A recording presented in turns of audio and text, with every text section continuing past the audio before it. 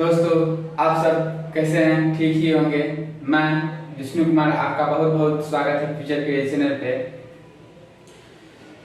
आप लाइक करें future career channel को, सब्सक्राइब करें और शेयर करें। अगले दिन मैंने आपको पढ़ाया था, जो पढ़ाया था उससे आज हम आगे चलते हैं। उसे हम लिख लेते हैं। पहले छोटी आंत के बारे में, अमाशय के बारे में मैंने लिखाया नहीं था, तो आप लिख लीजिए। छोटी आंत का जो अंतिम हिस्सा होता है इलियम, वह जो बड़ी आंत में मिलता है,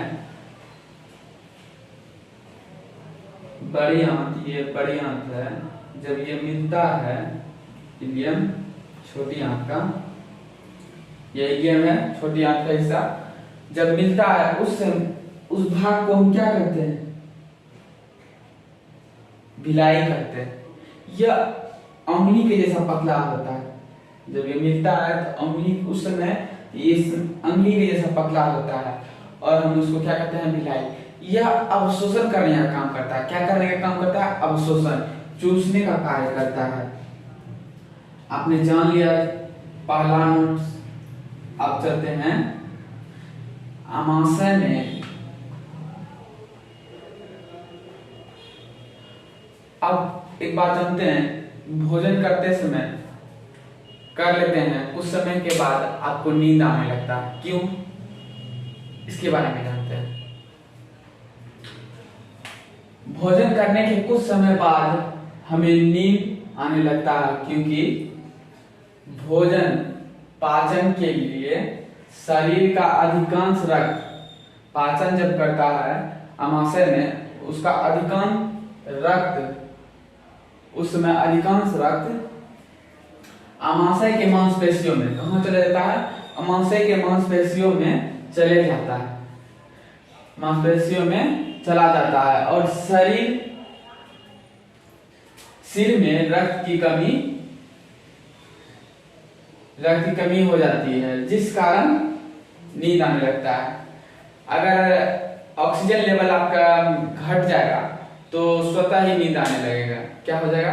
नींद आने लगेगा। शरीर में जब ऑक्सीजन, मांस, आप दौड़ के आते हैं, देखते हैं कि आप पूरा एनर्जी, शुरू में आपको पूरा एनर्जी रहता है और लास्ट में जाते जाते आपका एनर्जी डाउन होता है। उसी तरह मांसपेशियों में पूरा एनर्जी लग जाता है, पूरा रक्त वहीं पर काम करने लगता है पाचन के समय। आपने समझ लिया भोजन करने के बाद कुछ समय हमें नींद क्यों आने लगता है? क्योंकि रक्त अमाशय में मांसपेशियों में चला जाता है और सिर में रक्त की कमी हो जाती है और ऑक्सीजन लेवल घट जाता है, इस कारण हमें नींद आने लगता है। चलिए, छोटी आंत का अंतिम हिस्सा इलियम से जब भोजन निकलता है तो वह किस चीज का रूप लेता है? काइल का। किस चीज का? काइल का। पहले जब अमाशय से निकलता था, किस चीज का रूप लेता था? काइल का। छोटी आंत में निकलने के बाद, छोटी आंत से बड़ी आंत में जाने के बाद काइल का। अब जानते हैं लीवर। किसके बारे में? लीवर के बारे में।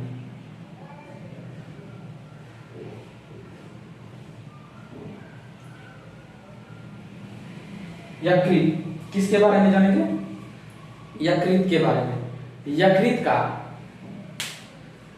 यकृत जो होता है वह कितना सबसे बड़ा ग्रंथि होता है।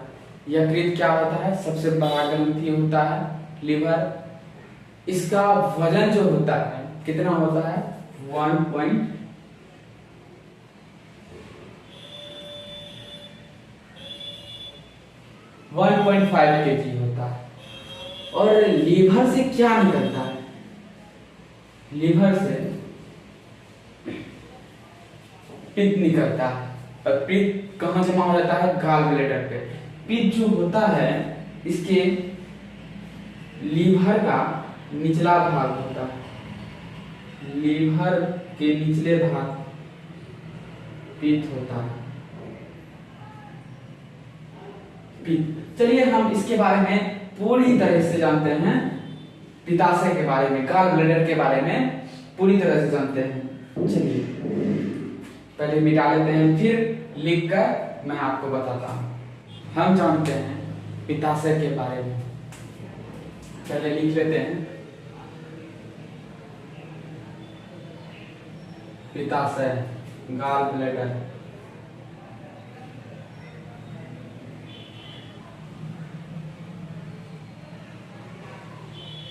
गॉल ब्लैडर, गॉल ब्लैडर का चित्र हम बना लेते हैं पहले।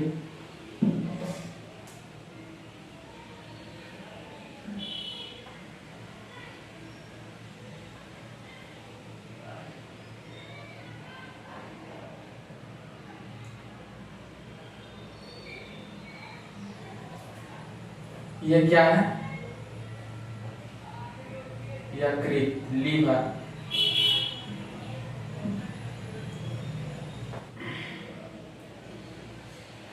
तो पित्त का निर्माण कहाँ होता है? लीवर में। लीवर में निर्माण होता है, लेकिन कहाँ पर जमा होता है? पित्ताशय में।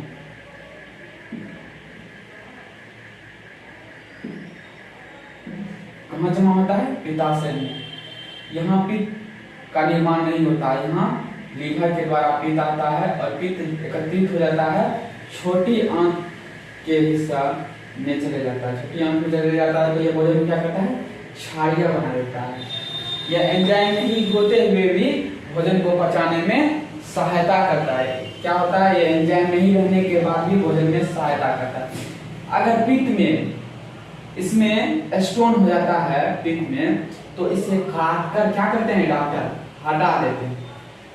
पित्त को काट कर हटा देते हैं और उस समय छोटी आंत में पित्त नहीं जाता है और नहीं जाने के बाद भी यह भोजन की पाचन होता है।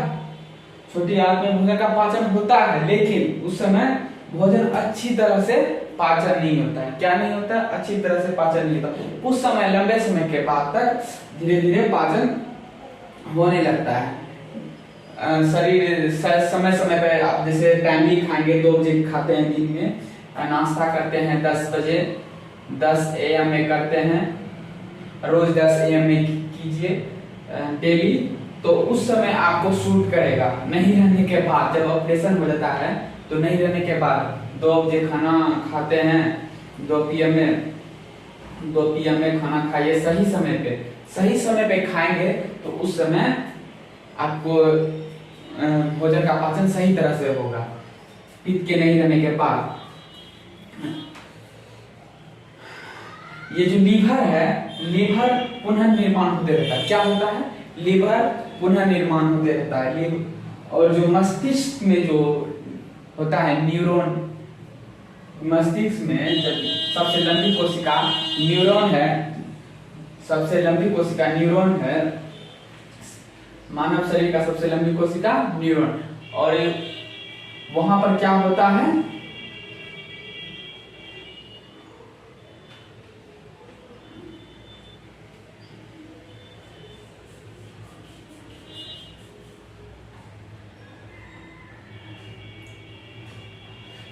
शरीर मस्तिष्क जब क्षतिग्रस्त, वहां पर क्षतिग्रस्त न्यूरॉन, वहां पुनः निर्माण कोशिका नहीं होता है। वहां अगर आपको सिर पे एक डंडा मार दिया जाएगा तो आप चल जाइएगा। यहाँ पर जख्म भी लग जाएगा, इसको धीरे धीरे ये ठीक हो जाएगा, पुनः निर्माण हो जाएगा। ठीक है, अब हम चलते हैं, क्या जानेंगे? हम जानेंगे अग्नाशय के बारे में। किसके बारे में? अग्नाशय के बारे में। चलिए हम जानते हैं अग्नाशय के बारे में। पेनक्रियाज। किसके बारे में जानेंगे? पेनक्रियाज के बारे में। चलिए हम जानते हैं पेनक्रियाज के बारे में।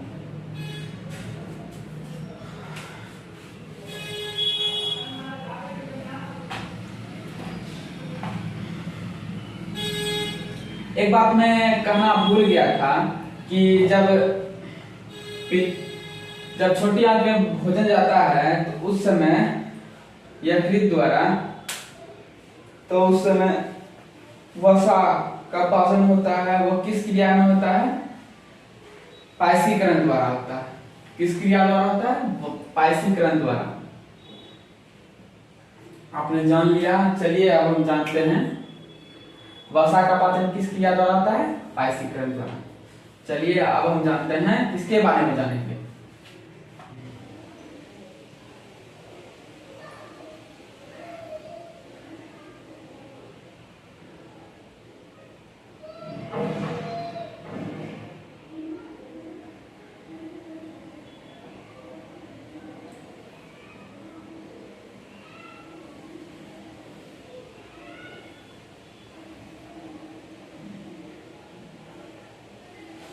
ये क्या है? आमाशय।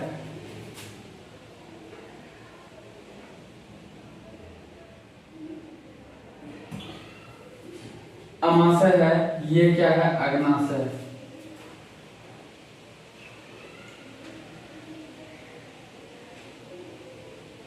अग्नाशय। पैनक्रियाज। क्या है? पैनक्रियाज।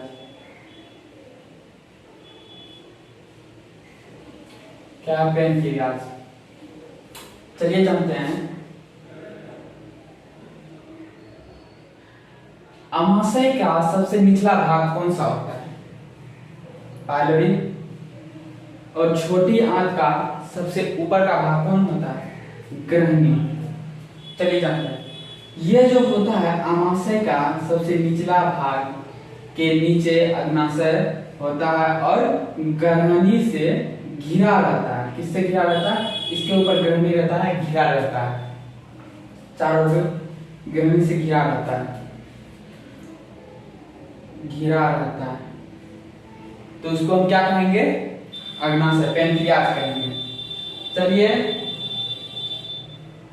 पैनक्रियाज के बारे में पूरी तरह से जानते हैं।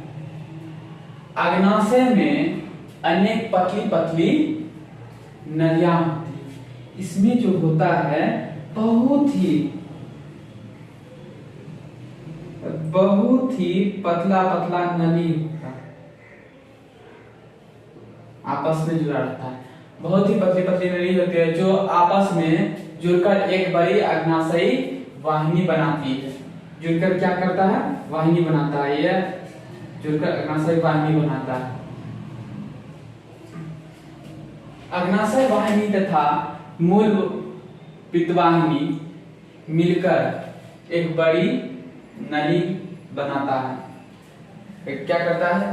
बड़ी नली। दोनों मिलकर एक बड़ी नली का निर्माण करता है।